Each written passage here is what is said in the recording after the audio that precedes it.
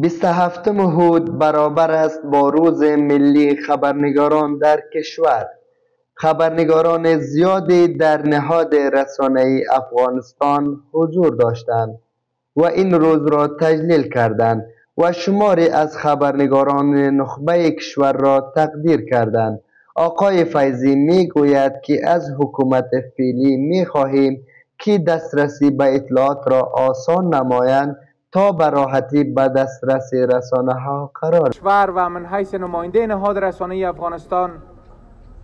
از مسئولین حکومت فعلی می‌خوایم که اطلاعات را به موقع به دسترس خبرنگاران قرار دهند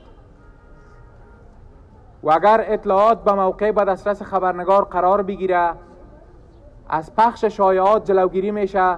و مردم به واقعیت‌ها میرسند و واقعیت نشر و پخش میشه. شماری از خبرنگاران زن و مرد از اوضاع ناگوار خبرنگاران ابراز نگرانی میکنند و خواستار حل مشکلات خبرنگاران در اوضاع کنونی شده است. با توجه به شرایطی که در افغانستان وجود داره، هر روز محدودیت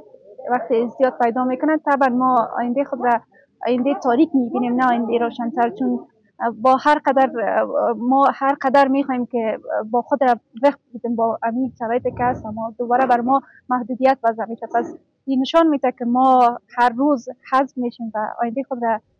ما تاریک میبینیم. اما من امیدوار هستم که بانوایی که هستن انگیزه خود را از دست ندن، بازم با فعالیت‌های خود ادامه بدن، با توجه شرایطی که هست باید خود را وقت بدن و عملکرد خود بیشتر بسازن، نباید تحت تاثیر شرایط قرار بدن. مشکلات خبرنگارا از زمان دور تا به حال را در کار رسانه‌ای بوده،